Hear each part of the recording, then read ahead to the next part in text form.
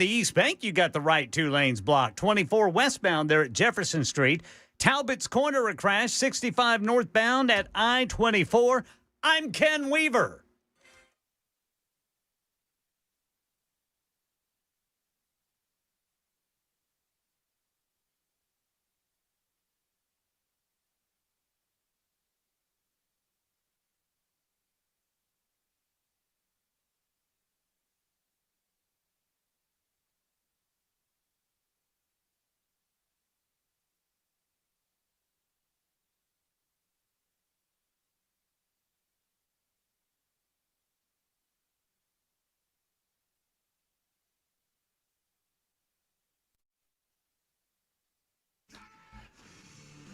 All right, kids, here we are. Here we go. It is the Matt Murphy Radio Show underway for another day, 6 minutes after the hour of 3 o'clock. Happy to have you with us. Let's get these pleasantries out of the way because I've got a very special and large guest in studio with me that I want to tell you all about and get to talking to.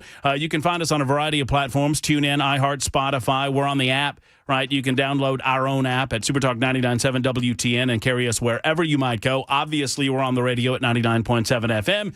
And then there's Talk TV, YouTube, Facebook, Twitter, Twitch, and Rumble. And it's my understanding the internet stream's been, as they say, janky today. Is that correct, Jackson Williams, or are you familiar with this development? I think it's live.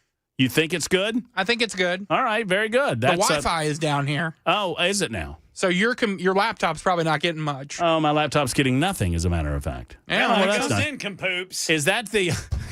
That's true. I better utilize the old hotspot on the telephone then. Is that why the Comcast guy's outside on the ladder? I would assume.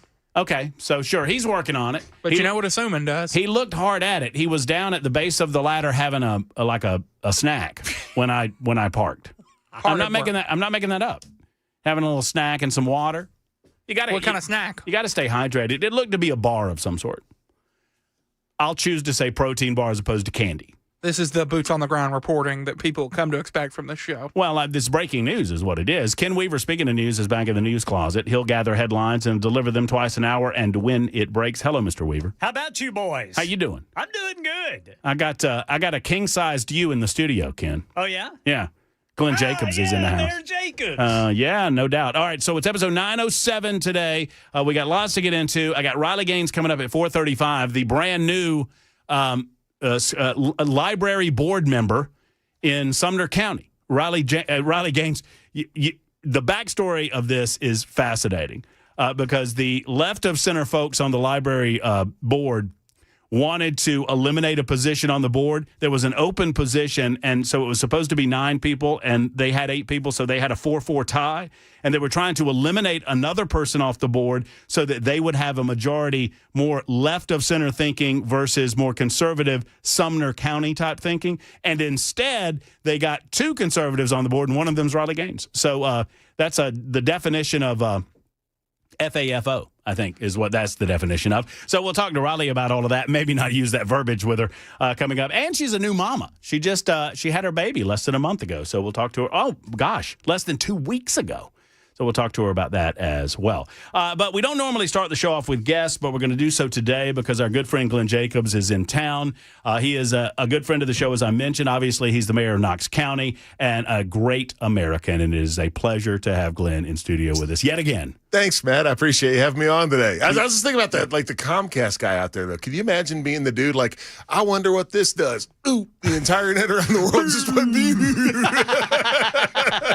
You see the meters going down. Yeah.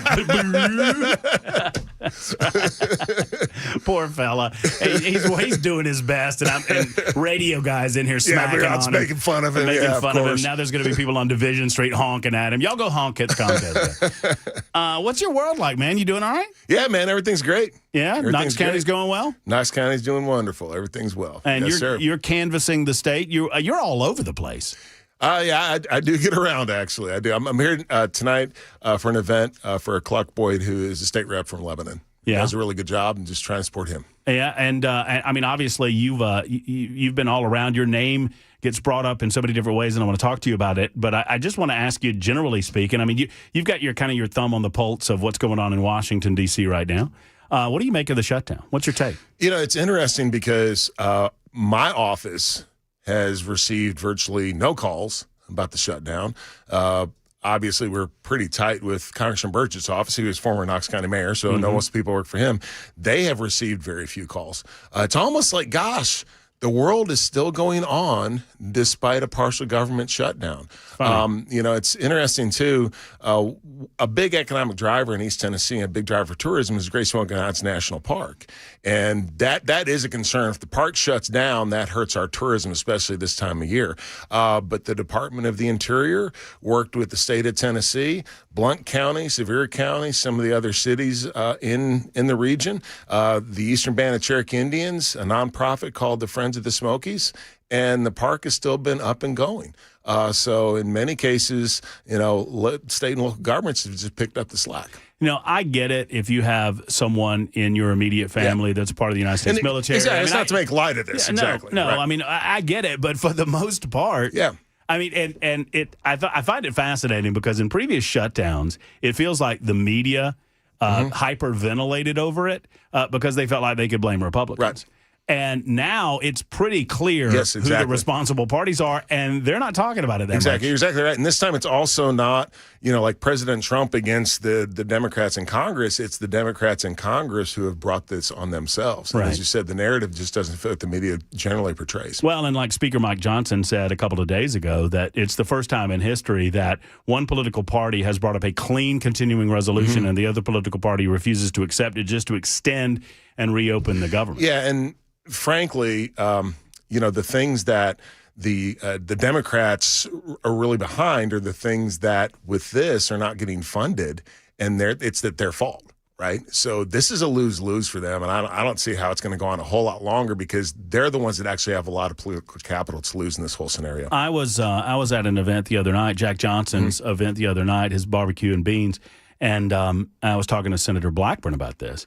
And I said, it's almost, and I love the way that the White House is handling it in as much as we recognize that we need to get things back open for those people that are needed and affected. At the same time, what a great opportunity to look at what we don't miss. Exactly. Like and I know you've got that. You and I share a wide libertarian streak in us in terms of how to govern. Government serves best only when most and necessary. And it's one of those chances to... Yeah, it's constitutional as well. You look at, say, the Department of Education. The Constitution grants the federal government no authority over education. That should be a state issue. 100%. And this is, again, it's a great opportunity, especially with the way the Trump administration is moving anyway, with my friend Lily McMahon at the helm of downsizing, eventually getting rid of the Department of Education and the authority going back to the states. But all of these things, so much of what the federal government does is just not constitutional. It should be things that the state should be doing. And again, unfortunately, there are people that are being impacted because of the way that the system is, but I do think that it gives you a window into, maybe this isn't the only way to do this stuff. Well, right. And it's funny to me when you bring up things like the Federal Emergency Management Agency. And I remind people that it is not a function of the federal government to manage those types of things. And people freak out because they think that there will not be government support during natural disasters. I'm like, no, the states will take it over. The local communities will handle it. What I always want to say is, where do you think the federal government gets its money from? That's exactly right. It's not, well, they do have a printing press, actually. That's part of the problem. But for the most part, it comes from us. We send it to Washington. They keep a lot of it. And then sometimes they kind of give some of it back to us. So many of these things would just be more effectively run at the state level. With like FEMA, you just have a consortium or agreement between the states. We do that at the local level. We have mutual aid agreements. We're going to help you out. You help us out, and we just get it done. The same thing can be done on a much larger scale with natural disasters. Well, that's right. And FEMA is a lot of red tape and a checkbook. Well, yeah. So the media, when we've had a couple bad situations in Knoxville, natural disasters, the media is always, they're just, oh my gosh, FEMA. I'm like, okay, here's the deal. Calm down. We will get paid a quarter, maybe half as much as you think 5 years from now. That's how this works. We do not all of a sudden just get all this money flowing in. They don't send the money out. It's reimbursed. And I was just talking with a county mayor the other day about the Hurricane Helene, which was devastating to parts of Upper East Tennessee. All of a sudden, FEMA told them, hey, we're going to do all this stuff. You guys just do these things. We'll reimburse you. Guess what? We're not going to reimburse you now. What's up with that? Now they'll get stuck with the bill, and then the state will have to step in and actually pick up the slack. I have said over the last year or so, and I've been saying it a lot longer than that, but considering where we are in our government spending, that the greatest existential, I don't think it's an exterior threat. I think the greatest existential threat that we face is our national debt. Absolutely. It will be $40 trillion probably before the end of this year. $40 trillion. And it's a hockey stick. Yeah, and it's going exponential. And, the big issue with that, there are a couple issues. If you wonder why your dollar doesn't go as far, it's because really the national debt and the money that's been printed to support that. But also now interest on the national debt has exceeded spending on national defense. The only thing bigger is Social Security, okay?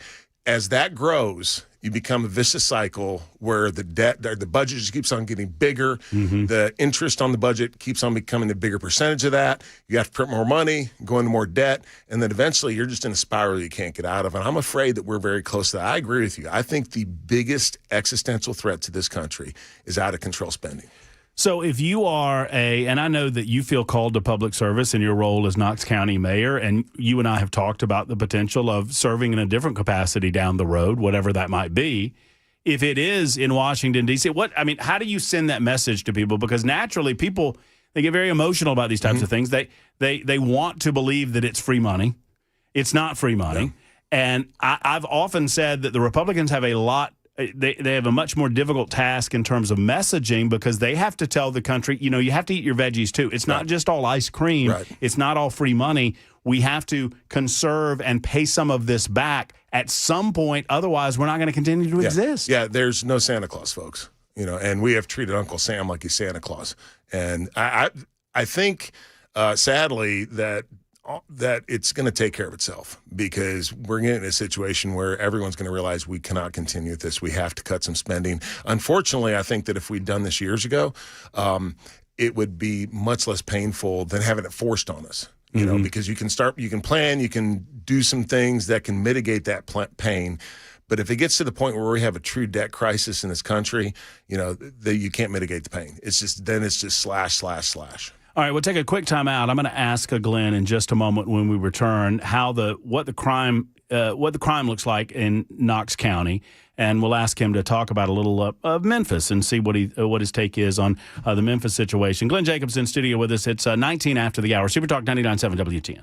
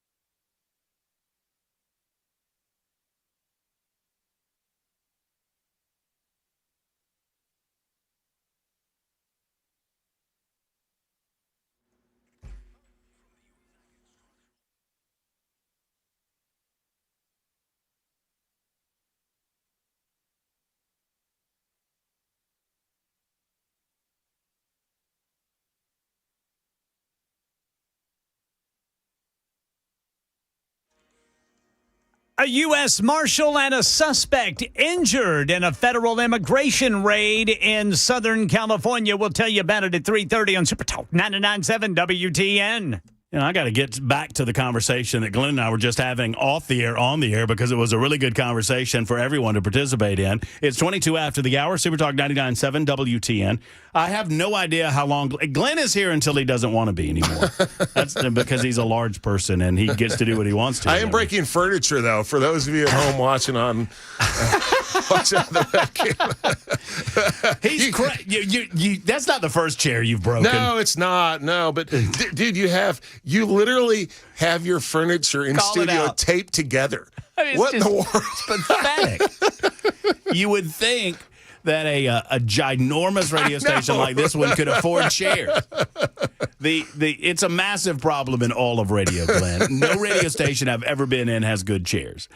So anyway, I apologize, and we're just going to blame you and send you the bill. That's fine. That's fine. That's fine. Yeah, Not the first time. You're a known chair breaker in your life. Yes. Normally, it's over someone's head or someone's back. In this case, you're just breaking it on your own. Now, we were talking about the strategy amongst the political left, and this healthcare conversation is interesting because I'm not too old or too young to remember back in the day when they were promising that Obamacare was going to fix all of these health care issues. Well, it certainly hasn't done so, and I think you and I are of a like mindset that they never really intended it to solve all these issues. No, I remember one of the greatest disingenuous statements ever in politics: if you like your doctor, you can keep your doctor, which was how Obamacare was sold. And I agree with you. Really, the idea behind Obamacare was a transitional step to usher in a single-payer system like Canada has, like most of what Europe has. And they talk about, the uninsured. Well, the problem is it drove up premiums on people who are insured through work or private insurance or whatever, to the point that it made it unaffordable for them as well. So I think you're exactly right. I think it was just a transitional step to take us to the next system, which is single payer. What if you were advising those that are managing the federal shutdown? I mean, what do you think best course of action is? Just let it continue to play out? Yeah, I would make the Democrats come to the table with the deal that is there. And I would also, I'm 100% behind President Trump in, evaluating what is actually necessary at this point. When you have non-essential people working for the government, but they're receiving a taxpayer-funded salary, to me, that's a problem. So the role of government is not to employ people. The role of government is to provide services. And I think this does give us a look and say, most of the services that people rely on, in fact, are usually provided by local and state anyway. But, are these things that people really need, and where can we start cutting? And then we've talked about the debt a lot and spending. You can start making inroads into that by using the shutdown to basically shed some of the dead weight that we see in the federal government. It reminds me, if you've ever seen the movie Office Space, where the two Bobs come in and they're doing the cuts. And they're, what would you say that you do here on a daily basis? Exactly. He's talking to this guy. Well, and the manager is there with him, and they're talking things over, and he disagrees with him on something, and so they turn the tables like, well, tell me a little about your day. Exactly. What do you do? And he's like, well, hold on a second. So Trump turns the table on. It's like, look, no one. If your job is considered to be non-essential, it doesn't mean that it's not important. But it does mean that it merits evaluation, so we can determine where we're spending money that we maybe ought not to be spending money on a federal level, borrowing it against our future selves. Exactly. That's exactly right. It's simple as that. We have solved this problem. I know. Right like now. 20 minutes. 20 minutes. Hey, we can use some of that leftover revenue to buy a new some chair. chairs. I wish I would let you have mine, but mine's not much better. They don't even give the host nice chairs around here. What would you say how's crime in Knox County and Knoxville? And I know those are two different things. Yeah, but they are. But obviously, like everywhere around the country, we have our issues. I would point to one thing that folks need to understand when the media quotes crime rates. They'll look at the FBI's violent crime database. That's a very skewed measurement because only like 70% of the cities around the country actually report into that. Los Angeles doesn't. New York doesn't. So when people say, oh, Tennessee's crime is so bad, well, if you factor out Memphis, our crime is below average, well below average. Right. So keep that in mind. At the same time, you know, yeah, we have our issues, but I generally, and sadly, they're more intense in some areas than other. But a lot of violent crime is really, focused in just a couple areas. You can have your some property crime and those sort of things, but for the most part, I would consider us a safe place to live. We watch what's going on in Memphis, and it feels to me this is the way that it should happen, right? If you have a local community that repeatedly spits the bit when it comes to handling their crime issues, the state comes in, tries to offer them assistance. The federal government's participation in that, I'm loath to agree with that unless and until the governor says, come on in. Well, the governor did in this case. And the governor did in this case. Yeah. So what are your thoughts on that intervention? Well, just what we just said, I'm with you. If the state doesn't request it, then that becomes a problem, except under, very extreme circumstances. But the governor did request it in this state, or in this case. And I would also point out, though, that this is a failure of local government. One of our primary responsibilities is law enforcement and public safety, and it's pretty amazing to me that, now they're, some of these folks turn around, they're suing the governor, and it's like, wait a second, you all created this problem and you have done nothing to fix it. You have, what's Pearson on, I heard him. Justin, yeah. And he was talking about, basically how we need to invest all this more money in these programs that don't work to begin with. No, you know what you need to do? You need to put violent criminals behind bars. You need to allow law enforcement to do their job. You need to have district attorneys and prosecutors who actually prosecute violent people, get them off the streets, and you'd be amazed at what happens to your crime rate. And it's to me, that's the really tragic part, is that the local people dropped the ball, and now, and the governor, the state had been doing a lot of stuff. Eventually, the feds get involved. That never would have happened if you guys had taken care of business. I want to, if I can keep you one more segment, I want to talk about the housing project you've got going on in Knox County. I'm excited about that, and we'll continue the conversation. If you've got any questions for Glenn, hit us up on the Super Text line, 615-737-9986. It's the Matt Murphy Show on Super Talk.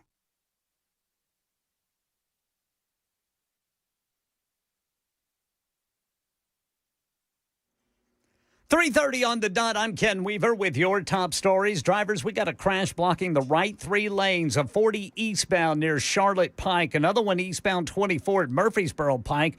And then looking over here by Priest Lake, Murfreesboro Pike at Edgell Lake Drive. Got the full forecast. Another traffic update here in 5 minutes. A U.S. Marshal and a suspect injured during a federal immigration raid in South Los Angeles this morning. Officials say the suspect tried to escape by ramming vehicles, leading agents to open fire. Both the marshal and suspect recovering from non-life-threatening injuries in the incidents under federal investigation. A man who was involved in the January 6th attack on the U.S. Capitol and was pardoned by President Trump is under arrest again for allegedly threatening to kill House Minority Leader Hakeem Jeffries. Christopher Moynihan was sentenced to nearly 2 years in prison for his role in January 6th. Investigators say he sent text messages that allegedly said things like, quote, "I cannot allow this terrorist to live," when referring to Jeffries.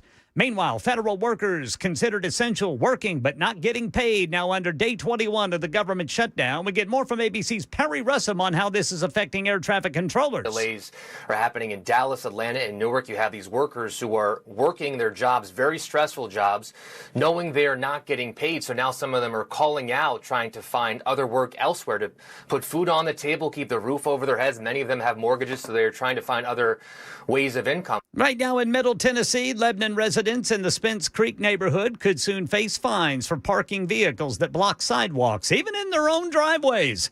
Resident Ken Shorey telling News 2 city enforcement officers have issued warnings and plan to begin ticketing violators on their next visit. When I addressed the gentleman that was issuing the citations the other day, I said, we really need to come up with a resolution to this.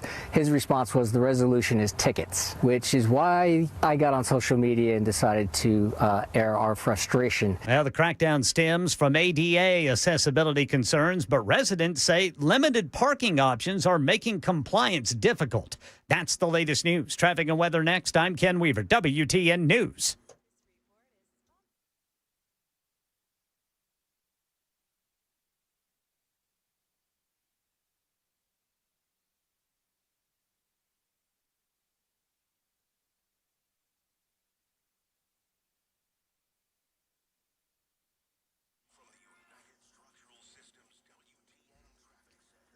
Again, we've got the right two lanes blocked, 40 eastbound near Charlotte Pike due to a crash. Traffic is getting by there on the left. Over on the west end, left lane blocked, 440 eastbound past West End Avenue, exit 1.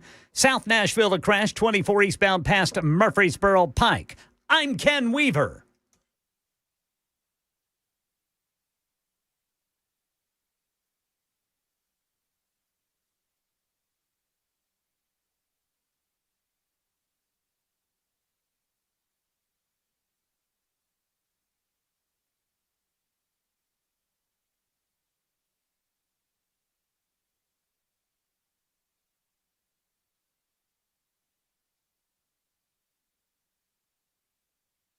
Hello, friends. It's Matt Murphy, and I want to talk to you for a moment about Eurofix. You know, it was once said, do all the good you can by all the means you can and all the ways you can and all the places you can and all the times you can to all the people you can as long as you can. It was once said. Aaron Stokes kind of lives by that mantra. He wants to do well by you. He's lived by it by over a quarter century, right? So Eurofix is different in as much as while they repair European vehicles, they do so at below dealer pricing. It sets them apart. Not just price, but the deep commitment to quality that keeps you off the tow truck. Eurofix has clean, welcoming shops where you can actually sit down. You won't have to wait long, though, because they don't keep you waiting. They have a free 15-minute no-wrench inspection to share with you what's going on before they touch your car. And at Eurofix, you get a 3-year, 36,000-mile nationwide warranty on all repair work. Rental cars available with every appointment. 5 locations. Do not repair your European vehicle at the dealership before you call Aaron Stokes. And Eurofix, Nashville, Franklin, Murfreesboro, Belmead, and Mount Juliet, 844-EUROFIX, or visit online at myeurofix.com. That's myeurofix.com.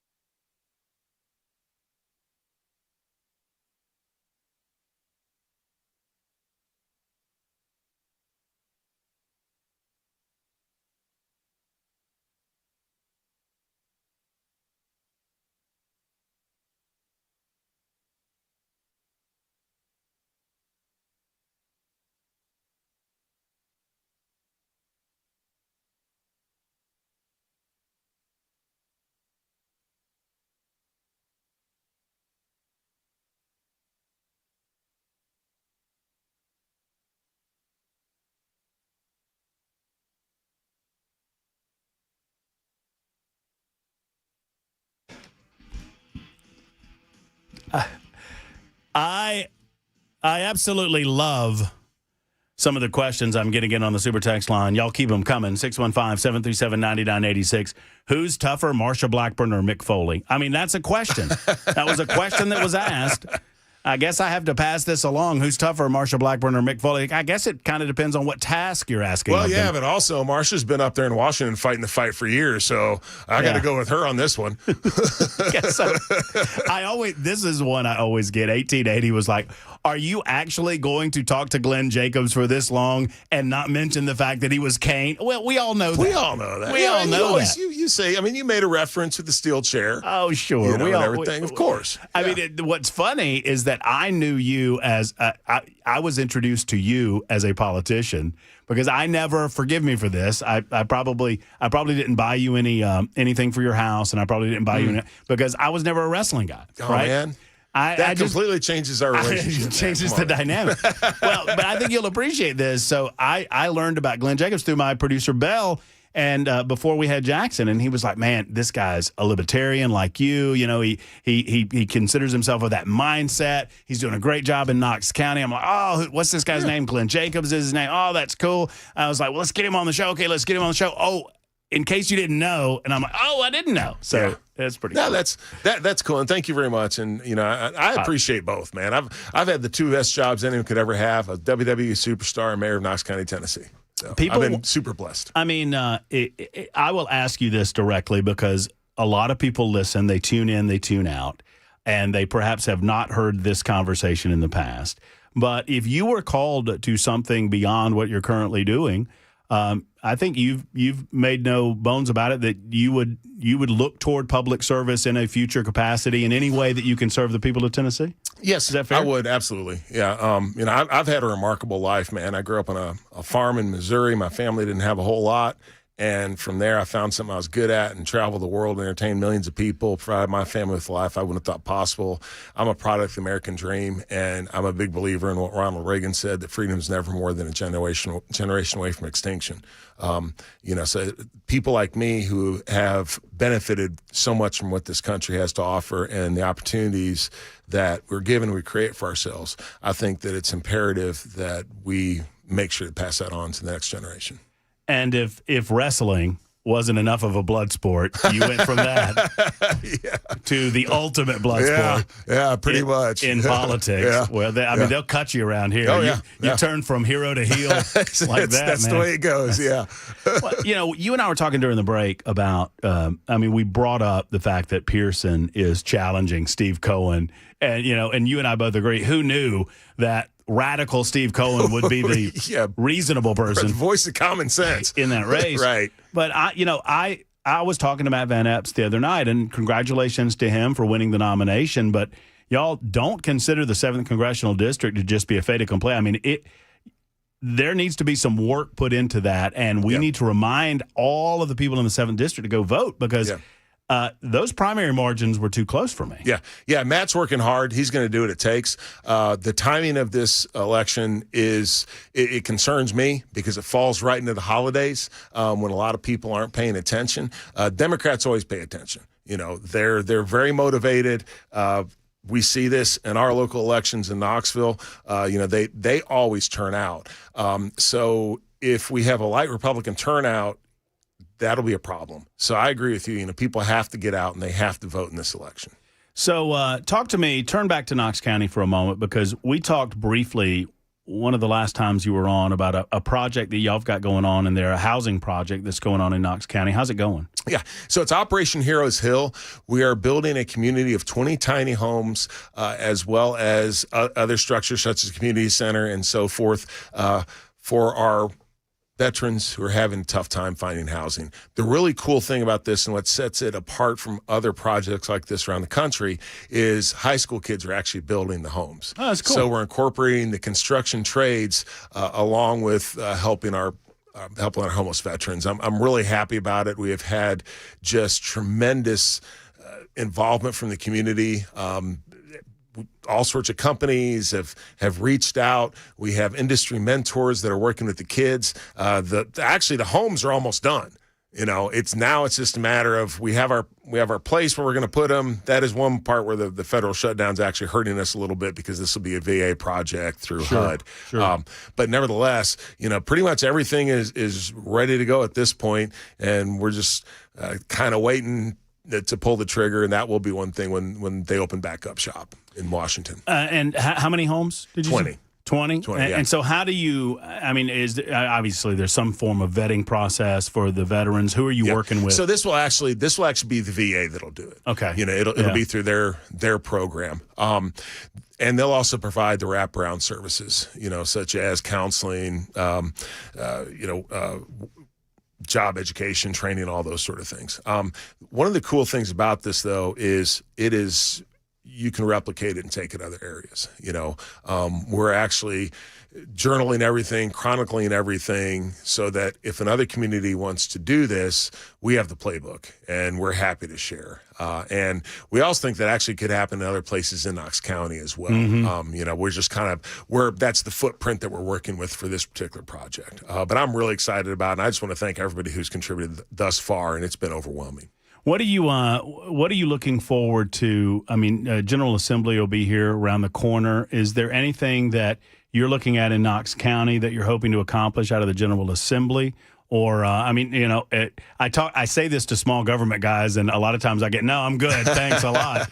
But is there anything, how has, and I'll ask a more specific version of the question, have you noticed any impact, and have you had any feedback on the school voucher program that was passed last week? Our school system has done a really good job with innovation and providing various opportunities for young people to experience different career paths. All right, we have an academy model, which means that different schools have different electives. So if you want to get into whatever, you can go to a school that does that. I wasn't worried about our school. You hear about, we're going to see this disenrollment, which, by the way, there's a floor under funding now, which had never been there before. So all these folks that were saying that this is going to take funding away from the public school systems, that's not true. What it did is actually put a floor that hadn't been there before, so that baseline will remain even if there's disenrollment. I wasn't really worried about disenrollment with us, though, because our schools do a great job. But I have talked to folks that, their child needs a specialized service that only this private school provides, and they couldn't do that before because they couldn't afford to send them there. They can now. So my philosophy with the Education Freedom Act was it probably won't have impact on a huge number of people, but the people it has an impact on will be huge. Right. And I think that's what we're seeing. Yeah. I talk about the unemployment rate like that if, I understand we can celebrate if the unemployment rate's 4%, that's great. Outside of disenrollment from schools. I'm going to make the comparison. I'm sorry. Gotcha. Okay. No. So if I talk about the unemployment rate, somebody says, the unemployment rate's 4%, it's great. Well, if you're unemployed, the unemployment is 100%, right? Yeah. So I agree with you that 20,000 scholarships, is that a lot from a percentage standpoint? No. But if you're a family in a situation that can be positively impacted and it gives you the ability, my thing was anything that gives parents more of a say in how their children get educated who want that say, that's a good thing. Exactly. Yeah. In my own family, I have a brother and a sister. My sister's an academic superstar. My brother went to trade school. If that opportunity hadn't been there for him, I don't know what his life would have turned out to be. The public schools were great for my sister.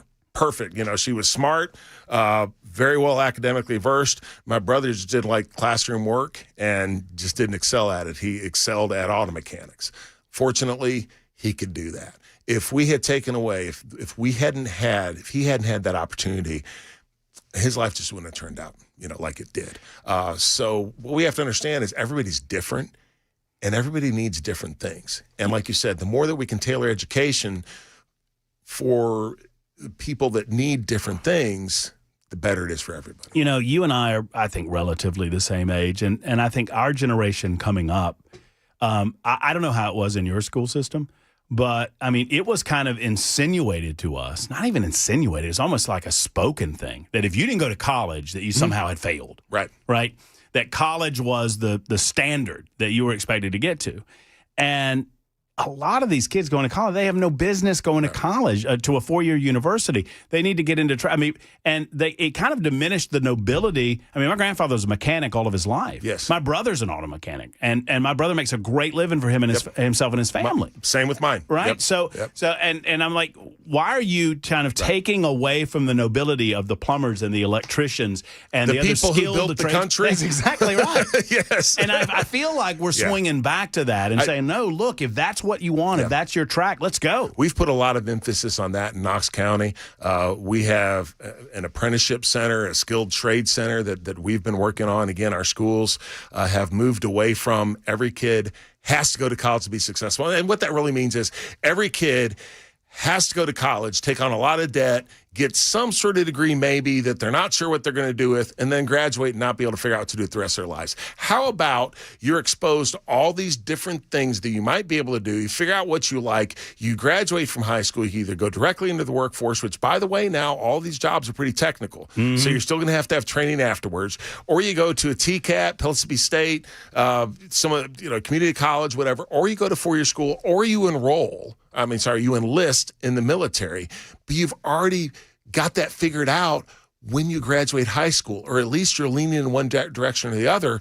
Why are we not pursuing that system? I think one of the biggest mistakes this country made is taking shop out of junior high school. Oh, no doubt. And basically saying, or home ec. Yeah, exactly. Saying, look, if you like to work with your hands, you're a failure. That's wrong. My brother's a lot smarter than I am in a lot of different things. In fact, his ability to diagnose mechanical problems intimidates me. Yep. Glenn, why can't you rebuild that transmission? I don't know. Got no clue. It's way over my head. My brother's the same way. Yeah. And as you said, to diminish that is just ridiculous. We frankly, we need everybody. I think our listeners are some of the funniest listeners on planet Earth. I've gotten 2 of these. Wait a minute. I thought The Undertaker was his brother. Well, he's not an auto mechanic. And you can't choke slam an engine, by the way. It doesn't work afterwards. Right. Where'd you grow up in Missouri? I grew up near Hannibal, Missouri. Okay. Bro, I grew up. That's on the river, right? Yeah. Well, now I grew up 20 miles from there. Okay. So I actually grew up on a farm 5 miles outside of a town called Frankfort. The only reason I say Hannibal is because I don't know where Frankfort is. Right. 300 people in Frankfort. Sure. Literally the middle of piping nowhere. in sunlight. Yes. Piping in daylight. Yeah. We didn't. You say there's a one stoplight or one stop, so we didn't have that. And you just blew right through it. Right. Yeah. Right. You didn't stop or slow down. Now, the reason I ask is we were just out in Missouri. My nephew graduated from Fort Leonard Wood, a graduate boot out of training, and now he's in Fort Sill. And he's an example of that kid, right? Yeah.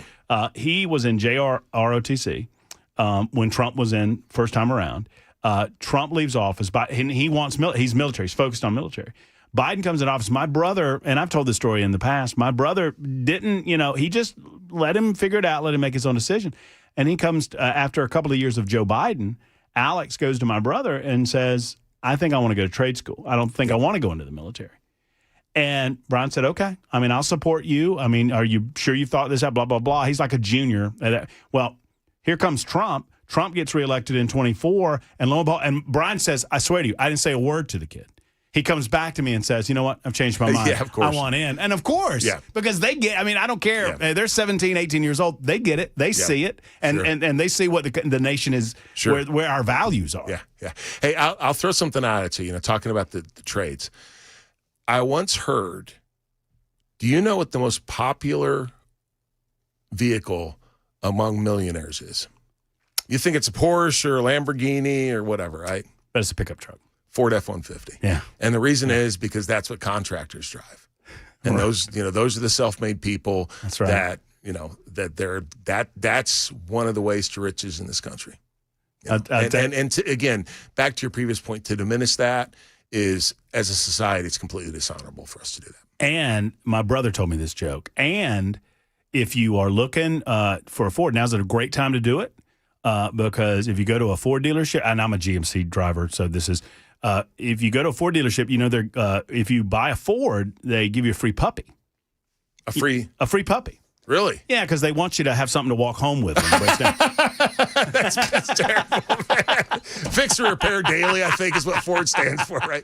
That was my brother. That was my brother's joke. I have a Cybertruck, by the way. I have a pickup, but it's completely different. What, you got a Cybertruck? I have a Cybertruck, man. It's awesome. Oh, you buried the lead. That's badass. What kind? Yeah. How do you like it? I love it. It's awesome. It's the most amazing vehicle I've ever driven. I'll shoot you a video. It's called the Big Orange Machine. I've got a UT motif on it. It's the ultimate tailgating machine. Oh, that's excellent. Yes. Oh my goodness, great. Look at Jackson suddenly became interested in the conversation. You want to ask him about your baseball coach? I mean, he might not be. That's bad news, man. Got anything for us? No, actually, that caught me off guard. Someone asked about that, and I was like, I haven't heard that yet. Vitello leaving to become GM of who was it? The Giants? Coach of the Giants. Coach. I heard GM, so it's coach. Coach, yeah. Yeah. Or manager, I guess, right? Yeah. That would not be good for us in East Tennessee. He's one of the most popular people over that way. Glenn, get us in his DMs, and we'll start sending him some videos out in San Francisco, and we'll show him what he's walking into. Yeah, there you know go. what I'm saying? Yeah, some of the street, some of the street videos. Literally, what are you walking into? Yeah, the literal fan base exactly. and just it ain't Tennessee, brother. Yeah. Knoxville's a lot nicer. SEC's a much higher quality of life. Man, thank you for everything you do for this community. We do appreciate you. It's good to have you on for the hour. Thank you, my friend. There is Knox County Mayor Glenn Jacobs back in a moment, 53 after the hour on Super Talk.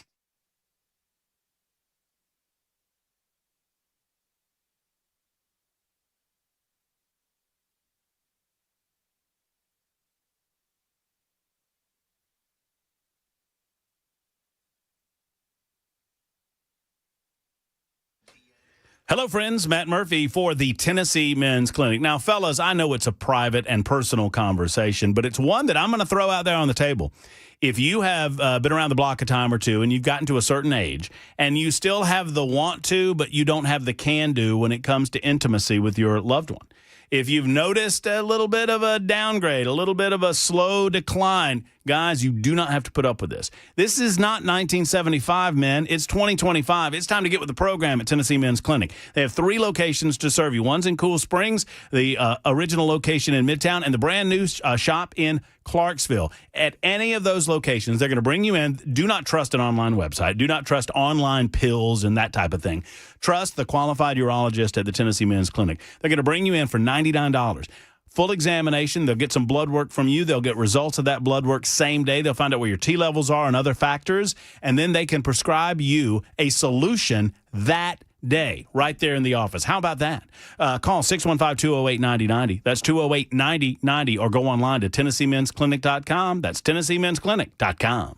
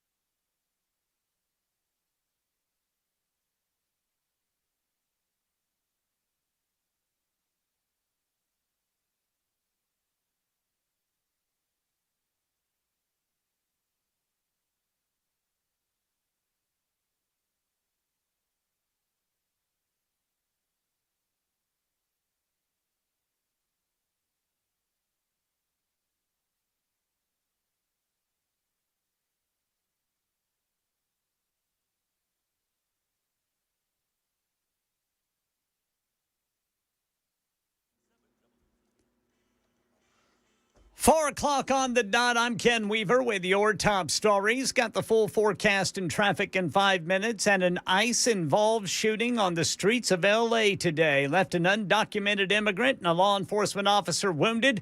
Happened during a targeted enforcement traffic stop in L.A. ABC Chief National Correspondent Matt Gutman at the scene with details. This is pretty dynamic scene, police tape, caution tape. There are multiple LAPD vehicles. Obviously, law enforcement is still investigating. ATF also on the scene. And all this happened right across from a school. Department of Homeland Security called the officer's response defensive shots, claimed the injured person allegedly tried to evade arrest by using his car to ram a law enforcement vehicle. A U.S. Marshal wounded in the hand by a ricochet bullet. And a man who was involved in the January 6th attack on the U.S. Capitol and pardoned by President Trump is under arrest again for allegedly threatening to kill House Minority Leader Hakeem Jeffries.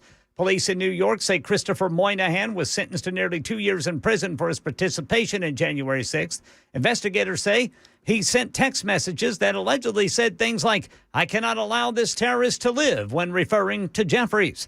House Speaker Mike Johnson denouncing the threat, but also said that the far left is to blame for the majority of political violence. Jeffries telling reporters that's just not true. He criticizes Johnson and Republicans for what he characterizes as empty words. They are not the party of law and order. They're the party of lawlessness and disorder in all of the ways, including the ongoing crime scene at 1600 Pennsylvania Avenue, which is running the largest pay-to-play scheme in the history of the country. Right now in Middle Tennessee, former NCAA swimmer and activist against transgender participation in women's sports, Riley Gaines, has been appointed to the Sumner County Library Board.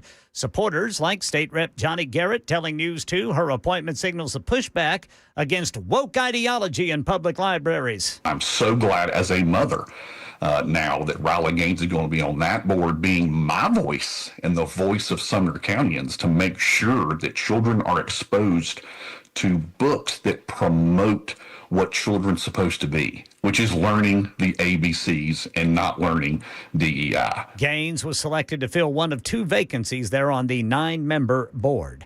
Slapped with civil lawsuits filed by individuals, states, and the federal government, Roblox now faces a criminal investigation as well. The Florida Attorney General has sent subpoenas to the California-based gaming company. Investigators in Florida say they hope to learn more about what they say are online predators who use Roblox to victimize children. The company insists that any platform of our size, it draws bad actors. That's Roblox Chief Safety Officer Matt Kaufman on CBS. Our job is to do the best that we possibly can to prevent anything from happening on our platform. Roblox has an estimated 112 million daily users, most of them under the age of 17. That's the latest news. Traffic and weather next. I'm Ken Weaver, WTN News.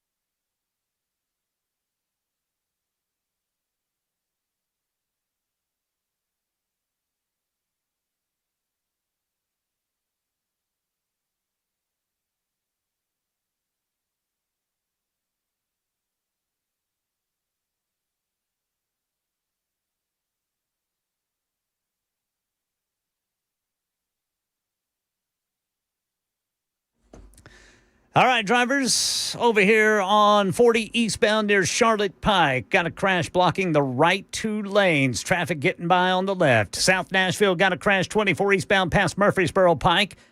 Then Woodbine got a crash 24 westbound past I-440. And then Pegram, west of Nashville, got a crash 40 westbound right before McCrory Lane, exit 192. I'm Ken Weaver.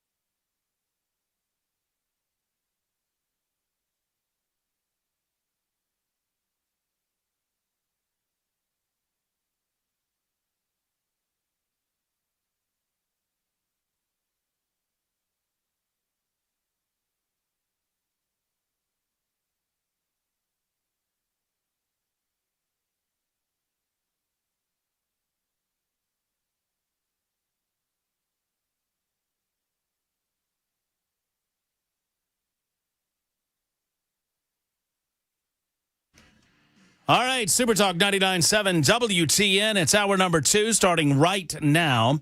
You know, normally we do not have guests right off the top of the show, but when a big man like Glenn Jacobs walks in your studio, you let him sit down and do whatever he wants to do. And we got to get some new chairs for these big people in here, or for all of the people in here. Glenn has officially broken the guest chair. Although I think the guest chair was kind of broken before Glenn stepped into our studio. One way or the other, 615-737-9986. 615-737-9986. Hey, Jackson. Yes. You excited about Glenn? You know? Had you ever met Glenn? Yeah, last time he came in studio. Oh, okay. I was just checking. You like his Tesla? That thing is sick. That's pretty good, huh? Ken Weaver's back in the news closet. He's busy gathering headlines as we speak, which is yeoman's work, as they say, particularly when the intraweb is down. Although I think the intraweb is back up, fellas, at least for the moment. I got to get me some of that intraweb. You got to get you some of that intraweb. We're mass communicating. Yes, I'll tell you what. Yes, sir. And the TV's back. You dumb wit with the incumbency. Anyway. 615-737-9986. Speaking of the television, I want to try to do this, Jackson, because Donald Trump is currently speaking to reporters as we speak at the White House. And why don't we just see what our 47th President of the United States of America has to say about things? It's never worked once, so it's not going to work now either. Mr. President, you're building your ballroom right now. They're also building the Obama Presidential Library. I'm wondering if you've seen. Help. Have you seen pictures of the architecture and what do you think of it? It's not too pretty. No, but it's closed. It's stopped. They ran out of money. I mean, he's building a library / museum. You know, you call it some museum, and usually they call it library and museum. That's the official name. And they're stuck. And he wanted only women and DEI to build it. Well, that's what they got. And the construction workers are standing out there and saying, we want to be able to build it. You know, I built a great building in Chicago, as you know, a big, beautiful building, one of the tallest buildings in the country. And we got it built very quickly, very well. And we used the construction workers of Chicago. They're great workers. They're great construction people. And I suggested he get them involved. But they're hundreds of millions of dollars over budget. And I think it stopped. I'm reading these terrible stories. But that's the way our country was run under President Obama, too. Nobody knew it. Mr. President. Thank you, Mr. President. Russia remains China's top crude oil supplier in September. Are you considering tariffs on China? Well, I mean, you read the same papers as I do, but I don't have to read the papers because I'm the one. Right now, as of November 1st, China will have about 155% tariff put on it. And I don't think it's sustainable for them, so I want to be nice to China. But China's been very rough with us over the years because we had presidents that weren't smart from a business standpoint. Some were good politicians, some weren't even good politicians, but they allowed China to take advantage of us and every other country. to take advantage of us. If you see, I made a deal with the European Union. I made a deal with Japan, with South Korea. I made a lot of these deals that are great deals, and I was able to do it. It's really national security. I was able to do it because of tariffs. And we're getting hundreds of billions, even trillions of dollars paid into the United States. We're a very rich country again. We'll start paying off debt. We'll do a lot of things. We'll probably make a distribution out of some of the tariff money. I think we're going to make a distribution over the next fairly short period of time to the people, because we took in so much money from the tariffs. From just European Union, $650 billion. Japan, $550 billion. South Korea, $350 billion. That's even a lot of money for you guys, right? That's not bad, right? But no, we're taking in a lot of money, and it keeps people like this here, because that's why they're coming in. I mean, you wouldn't be, I mean, I'm not going to speak for you, but generally they won't be coming in if it weren't for tariffs. They come in here, and they don't have to pay the tariff. If they do it outside, they pay a lot of money, a lot of tariffs. The money comes to us. And in order not to pay the tariff, they come and they build here. That's why we have more plants under construction than we've ever had in the history of our country. And you wouldn't think it's complicated, but you would have thought somebody would have done this a long time ago, sitting in this beautiful seat behind what's called the Resolute desk. You know that, right? This is a very famous. This is even more famous than any of your desks. But your desks are very good. Gobble, gobble, gobble, gobble. I always like the gaggle. Because the New York Times is reporting that your legal team is seeking $230 million from your own Justice Department now in response to the investigations into you. Is that something you want your legal team to do? I don't know what the numbers are. I don't even talk to them about it. All I know is that they would owe me a lot of money, but I'm not looking for money. I'd give it to charity or something. I would give it to charity, any money. But look, what they did, they rigged the election. And as you know, we had, in one case, 60 Minutes had to pay us a lot of money. George Slobodanopoulos had to pay us a lot of money. Slobodanopoulos? They paid me a lot of money because what they did was wrong. And, you know, when somebody does what's wrong. Now, with the country, it's interesting because I'm the one that makes the decision, right? And, you know, that decision would have to go across my desk. And it's awfully strange to make a decision where I'm paying myself.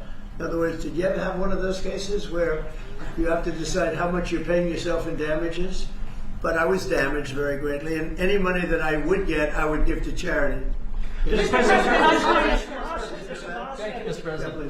Is the Democrat Party now more Zoran Mandani's party than it is even Leader Schumer's or Leader Probably Jeffries? is, yeah. Look, I mean, maybe he'll run for president in 4 years. You have a communist president. That would be interesting, right?